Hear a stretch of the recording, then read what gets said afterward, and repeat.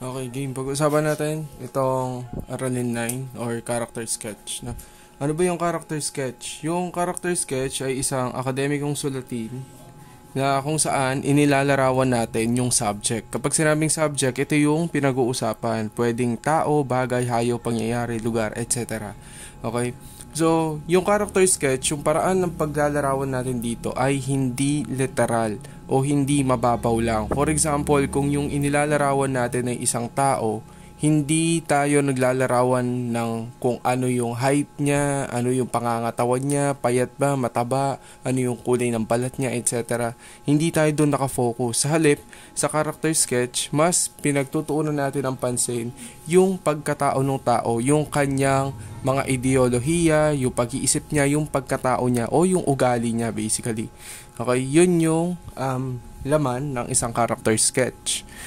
Ngayon, kapag susulat ka na ng isang character sketch tungkol sa isang bagay, syempre, hindi mo alam kung ano-ano mga ideas, no? Or kapag sa una talagang ang daming pumapasok na ideas sa'yo eh. So, sa halip na isipin mo kung paano mo isusulat yon, isave mo muna lahat ng mga ideas na meron ka tungkol dun sa subject na yon, para hindi o para ma-save na, para hindi na mawala kumbaga. So meron tayong tatlong paraan ng pagpaparami ng datos, no? Yung paglilista, pagmamapa at malayang pagsulat. Ginagawa ito bago simulan yung pagsulat. So unahin natin yung paglilista. Paano ba 'to gawin? Yan. So yung paglilista, halimbawa, dito tayo sa susunod, no? Halimbawa yung topic natin ay si Rizal na lang. Yan. Mabilis no? Okay. Halimbawa si Rizal, taga Calamba. Ano pa? Siya nagsulat ng Noli at Elfili. Isa siyang propagandista. Meron siyang 10 mga kapatid. Kasi 11 sila, kasama siya. Yan. Kapatid niya si Pasiano. Okay. Ngayon, ano pa, lagay pa natin, Bagong Bayan. Biglang switch ako eh. Yan. Tapos, Pambansang Bayani ng Pilipinas. Yan, tamad ako magsulat.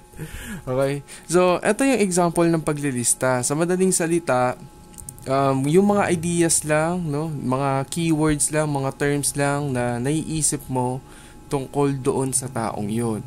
Okay? Although itong ginawa ko ay ano lang naman, simpleng paglalarawan lang kay Jose Rizal. Tapos, pagkatapos niyan, kapag naisulat mo na yung lahat, pwedeng bumuo ka ng pangungusap. Halimbawa, si Jose Rizal ay isinilang sa Calamba, Laguna. Siya ang itinuturing na pambansang bayani ng Pilipinas. Meron siyang 10 mga kapatid, no? Tapos siya rin ang nagsulat ng Elfili at Noli Me Tangere. Something like that. So, meron kang checklist ngayon. Pwede mong i-check, no? Para masiguro mo na yung detalye na naisip mo tungkol dun sa taong yun o dun sa subject na yun ay naisama mo dun sa essay na ginagawa mo. Hindi lang naman sa character sketch applicable itong step na to or itong procedure na to, sa totoo lang. Okay? So, yan yung paglilista. Susunod, dun tayo sa pagmamapa. Yan. Dito sa pagmamapa, medyo madali lang naman din to, pero kailangan mo lang ng mas maganda to sa computer talaga, in real life scenario or situation, no? Kasi kung sa papel mo to gagawin, medyo nakakalito siya o medyo magiging magulo siya kapag masyado ng marami yung mga informasyon na naililista mo. Halimbawa, yung topic ko nung isang araw si Janice. Yan. Ewan ko ba, sa lahat ng topic, ito yung pinaka-fresh sa alaala ko. So, si Janice, no? Meron siyang boyfriend na ang pangalan ay TJ. Yan. Ngayon, si TJ ay nakilala niya sa Tinder, sa isang dating app. Nakamatch niya si TJ sa Tinder noong December 25, 2023. Okay? Susunod, alisin ko lang to para hindi kayo malito. Tapos, ano pa yung ibang impormasyon tungkol kay TJ naman?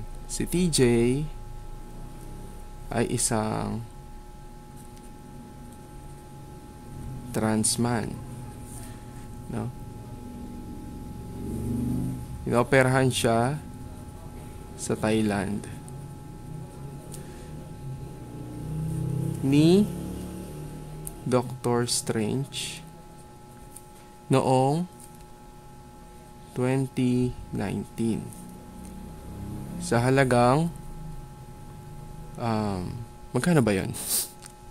500k. Okay. So, pag-usapan natin to, paano ba to nangyari? No? Iba yung mag-blur? Ay, napuputol pala. Pero anyway, kung mapapansin ninyo, yung main idea natin dito, si Janice, no? Yung main information natin ay meron siyang boyfriend, si TJ. Okay.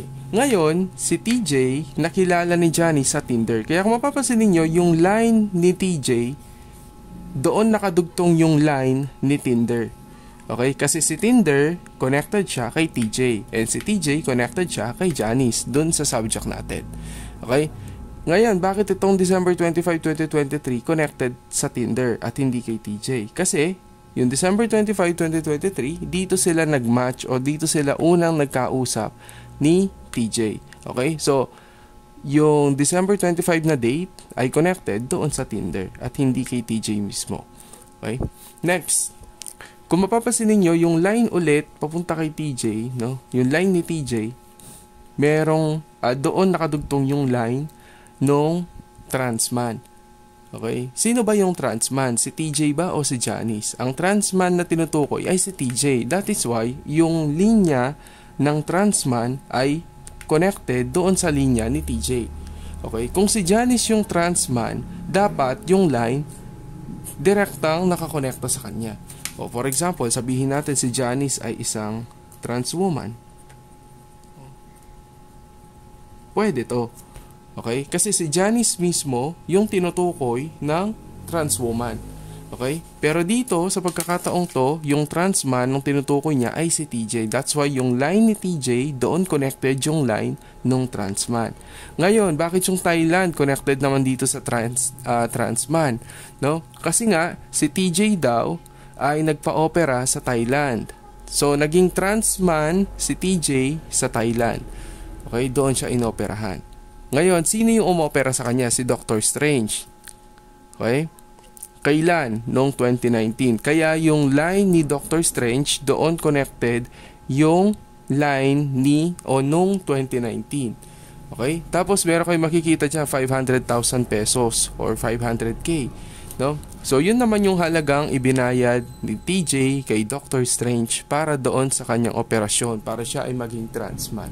So, kung gagawin nating pangungusap ito ngayon, si Janice ay may kasintahan na ang pangalan ay TJ.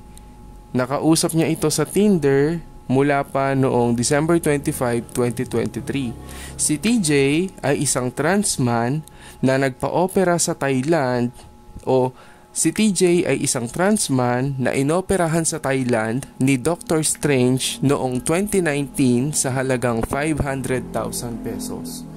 Nakukuha ba ninyo? Ay, ba't ako nagtanong, di nga pala kayo makakasagot. Pero anyway, sana nakuha ninyo. Kung di ninyo na-gets, pwede nyo i-replay. Okay? So, ganun lang kadali yung paggawa ng pagmamapa. Ngayon, kaya sabi ko kanina, mas magandang gawin to sa computer kaysa sa papel. Kasi halimbawa ito, meron pa akong gustong idagdag dito, yung 500k na ibinayad pala ng TJ galing sa lola niya. Eh, wala nang space, hindi ko na masusulat. Okay? Medyo magiging magulo na yung pagmamapa natin. Okay? Ngayon, halimbawa gusto mong banggitin yung alagang pusa naman ni Janice na si Blackie. Okay? Gagawa kang another line. Kasi yung pusa ni Janice wala namang kinalaman dito kay TJ. Maliban na lang kung yung pusa ni Janice na si Blackie ay mula kay TJ. Pwede niyang ilagay din dito yon. Yan. Okay? Binigyan ng pusa. Okay? Si Janice. Parang ganon. Okay? Tapos ilagay mo dito yung pangalan ng pusa, si Blackie. And so on. So, ganun lang kasimple yung paggawa ng pagmamapa. Ngayon, paano bilangin yan? No? Halimbawa dun sa activity ninyo, kailangan daw 15 na impormasyon tungkol doon sa subject. O halimbawa, ito, 1, 2, 3, 4, 5, 6, 7, 8, 9, 10, 11, 12. Ganun lang. Okay? Yung iba, ang ginagawa nilang pagmamapa, ganito. Halimbawa, topic natin ulit si Janice o yung subject. Sabi nila si Janice sasabihin maganda, no? Tapos may jowa. Tapos ganito na naman 8 months na, no? Parang tapos pag ganun lang, info by info, tapos hanggang babalik ulit kay Janice. So hindi siya tama, hindi talaga tama. Bakit? Si Janice maganda. Tapos ano connect nung may jowa siya? Okay? O sige, gets ko na. Sasabihin, maganda siya kaya siya nagka-jowa. No? Pero hindi siya magandang tignan. At isa pa, sabi ko nga, kapag character sketch yung ginagawa natin, hindi tayo nagbabanggit ng mga ganitong bagay. Iniiwasan natin. No? Kasi itong mga ganitong bagay, nakikita naman agad yan ng tao. No? Yung mga physical na anyo nila. Okay? So, dapat yung mga bagay na interesting lang tungkol dun sa subject natin. Okay? So, sana walang gumawa nito. Wala nang gumawa nito. No? Kasi kadalasan sa kanila, mali yung ginagawa nila na ganito. Yung iba tama naman eh. Tama naman yung mga info. Pero mas magandang tingnan to. Mas madaling unawain to. Okay? So, susunod. Grabe 12 minutes na. Nakadalawa pa lang ako. Malayang pagsulat. Yung malayang pagsulat naman, basically yan ay sumusulat ka lang ng dire-diretso ng mga pangungusap. Hindi mo iniisip kung tama yung grammar mo, yung mga bantas, no? Kung tama ba yung pagkakasunod-sunod ng mga ideas. Hindi mo pinapakialaman yon. Sabi ko nga, drop pa lang to, no? Ito mga to. Paraan pa lang yan ng pagpaparami. So, tuloy-tuloy ka lang na magsusulat. Lahat ng mga thoughts na papasok sa isip mo, isulat mo lang. Yon ang malayang pagsulat. Okay? Ganon lang siya. Siya yung pinakasimple. Susunod, pinakasimple pala yung paliwanag. Susunod, yung paraan ng pagsasaayos ng datos. So, let's say, nagawa mo na to. No? Pwedeng isa sa mga yan, nagawa mo na. No? Nakapaglista ka na. Okay? Paano mo ngayon naayusin o pagsusunod-sunurin yung datos? Sa madaling salita, paano mo, ano yung unang info na babanggitin mo doon sa essay na ginagawa mo or character sketch, no? Paano mo pagsusunod-sunurin? Meron tayong 3, orasan, paputok at sayaw. Dito ko na lang 'to isusulat. Halimbawa, ang pinag-uusapan natin, ito palagi kong topic, example kasi ito yung madali, no? Para mas mag-gets din nyo agad. Relasyon ni sino ba? Invento na lang tayo. Ni CJ at Bion. Bion double N ba yun? Isa na lang. I mean, dalawa na. Sige. Okay. So, pag-usapan natin to. Yung orasan muna tayo. Paano ba yung flow ng orasan? No? So, kung ito yung line ng relasyon ni CJ at Bion, pareho pa lang ano to, no? Pareho lalaki. Sample lang naman to. Yan. Ito yung simula. At ito naman yung wakas. Ito yung plot. Ito yung banghay ng kwento nila. Kapag orasan, yung ginamit natin, isusulat mo lang chronologically kung ano yung unang nangyari hanggang doon sa pinakahuling nangyari. Sunod-sunod, chronological, okay? O, ito nangyari nung Lunes, ito nangyari nung Martes, Miyerkules, etc. Okay? Ganon lang yung orasan. Siya yung pinakasimple. Sa madaling salita, isusulat mo lang kung paano nagsimula hanggang sa matapos ang lahat. Susunod, pag-usapan natin yung paputok. Ito pa rin yung simula at ito pa rin yung wakas. Ang pinag-uusapan pa rin natin ay yung relasyon ni CJ at Bion. No? Ang paputok, ganito naman ginagawa. Magsisimula ka sa isang conflict. Okay? Doon sa exciting part, no? Nung buhay nung mga o nung topic. Halimbawa, dito tayo magi-start. Yan. Ano ba nangyari dito? Pwede nga nangyari dito ng babae. Si Bion na lang. Sabihin natin si CJ, babae, no? Christine Joy pala. Yan. Kaya CJ. Anyway, ng babae si Bion. Sisimulan mo yung kwento ngayon dito sa conflict. At, kumbaga, ikukwento mo na, ano na yung mangyayari pa sa kanila ngayong, o simula nung mambabae si Bion. Yan. So, yun lang. Magsisimula ka sa exciting part. No? Susunod, sayaw. Okay. Yung sayaw, ganito naman. No, ito pa rin yung nambabae si Bion, no?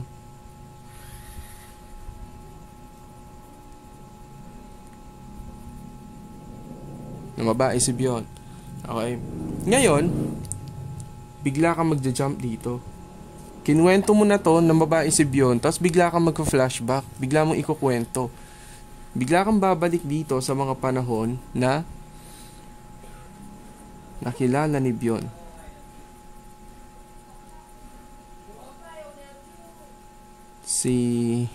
Ayoko mambagit ng pangalan pero sabihin natin Ruiz yung pangalan. May apelyido ng babae. Okay. Ano lang yan fictional lang yan, di yan totoo. Okay? Zoom in ko lang. Yan. Pwede ba lang i-zoom in? Galing. Right. So, yun na nga, no? Yun nangyari. Okay? So, bakit ba natin ginagawa to sa sayaw? Sa sayaw kasi, sabi ko nga, pwede magsimula ka sa isang pangyayari, sa isang conflict, tapos bumalik ka sa nakaraan. Bakit? Ginagawa yon para mas maunawaan ng audience natin, ng mga mambabasa o manonood, kung bakit nangyayari o bakit merong ganitong conflict sa kasalukuyan o bakit nangyayari yung mga bagay na to sa kasalukuyan. Kasi nga, para maintindihan natin yung nangyayari sa present, kailangan natin balikan yung nangyari sa past. Kasi yung mga nangyari sa past, yun yung mga direktang nakakaapekto sa mga nangyayari sa kasalukuyan. Halimbawa, ito yung past, ito yung present, ito yung future. Okay? Yung past, siya yung nakakaapekto sa present. Okay? Tapos si present naman, siya yung nakakaapekto sa future. Okay? Paano kung nandito ka sa present, kinuwento mo agad may babae si Bion? Hindi ba para mapapatanong ka, bakit? Paano nagsimula yon? Paano siya nagkababae? Saan niya nakilala yan? Okay? O bakit umabot dun sa point na nang babae siya? So, kailangan mo yung balikan para mas maintindihan ng mga mambabasa bakit nangyayari yon sa kasalukuyan. Okay? O, ulitin ko lang. Kapag orasan, simula sa umpisa hanggang sa dulo. Kapag paputok, magsisimula ka lang sa conflict hanggang sa dulo. Kapag sayaw, pwedeng simulan mo sa conflict tapos babalik ka sa nakaraan para mas maintindihan ng mga audience. Tapos, after mo mag-flashback, pwedeng bumalik ka na ulit sa present. Ganun lang yung tatlong yan. Okay? Next, pag-usapan natin yung bio note. Yung bio note, ito yung nakasulat sa likurang bahagi ng book tungkol sa author, kung sino ba yung nagsulat ng book. Merong dalawang gamit yan. Una, sinusulat ng author yung bio note. Yung bio note, ang nagsulat niyan yung author mismo. No? Nagsusulat siya ng bio note sa book. Una, para ipakilala yung kanyang sarili. Para i-introduce lang yung sarili niya. Parang, sino ba siya? Ganon. No? Nagpapakilala lang. Pangalawa, kapag yung book naman ay, halimbawa yung mga textbooks na ginagamit ninyo sa school, na syempre meron siyang kiniklaim dyan, meron siyang binibigay ng mga impormasyon na hindi natin alam, baka mali pala, diba? So, para mapatunayan yung kanyang sarili o yung credibility niya, no, nagsusulat siya ng bio note. At madalas, mas detailed, no, yung nilalaman ng mga bio note ng mga author na yung isinulat nilang book ay mga textbook. Okay? Bakit? Mapapansin ninyo sa bio note nila, nandyan yung kanilang educational background. Okay? O yung natapos nila, ano ba yung mga degree nila? Baka may doctor's degree o master's degree sila. Ano ba yung mga affiliations nila? Affiliations, ibig sabihin mga grupo na kinabibilangan nila. Ano ba yung position nila? Okay? Na sa kasalukuyan. Ano ba yung trabaho nila at profesyon? Magkaiba yung trabaho at profesyon. Yung profesyon, ito yung kung ano yung natapos mo. Halimbawa, nakapagtapos ka ng secondary education. So, by profession, teacher ka. Okay? Pero what if hindi ka naman nagturo at ang kasalukuyang trabaho mo, let's say, ano ba, nag-call center ka. Example lang to. Okay? So, magkaiba yun. Yung by profession, teacher ka. Pero yung current work mo or current job mo ay isa kang call center agent. Okay? So, yun yung pinagkaiba nun. Ano pa ba yung mga nilalagay dyan? Siyempre, yung pangalan ng author mismo. No? Kasi parang, ano yun? Bakit niya, isusulat niya lahat ng credentials niya, tapos hindi niya isusulat yung pangalan niya. Diba? So, ano yun? Huhulaan pa natin. So, isusulat yun dapat. Actually, pinakaunang sinusulat yun. Pangalawa, ay susunod pa ay yung picture ng author. Although, optional lang to, yun. Ano pa ba? Yung iba pa niyang mga publications, mga iba pa niyang naisulat na book, thesis, articles, etc. Yung mga ambag niya sa larangan, meron na ba siyang mga bagong na-discover, no? Baka meron siyang mga breakthrough na, dun sa field na yun. Halimbawa, kung doktor siya, baka meron siyang gamot na na-imbento, okay? Meron siya sakit na na-discover, mga ganon. Okay? At, yung mga bagay na yun, kaya nila isinusulat sa kanilang bio note ay upang mapataas o mapatunayan yung kanilang credibility or credibility. Ano ba yung credibility? Yung credibility, kumbaga, ito yung mapagkakatiwalaan ka. Okay? Ito yung masasabi mo na lahat ng mga sinasabi mo o impormasyon na nanggagaling sa'yo ay tama. Okay? At mapagkakatiwalaan talaga. So, may credibility ka. Credible ka. Okay? Reliable ka. Magkalapit yan yung reliable tsaka credible. No? So, ibig sabihin, mapapanaligan nila yung lahat ng mga sinabi mo dun sa book mo. Okay? Lalo na nga kung textbook yan. Kasi importante na tumpak at eksakto yung mga impormasyon na isusulat mo dyan. Okay? So, yun lang naman yung Aralin 9. Grabe, 22 minutes, no? Panoorin nyo to. Huwag kayong mag-skip. Yun lang. Bye-bye.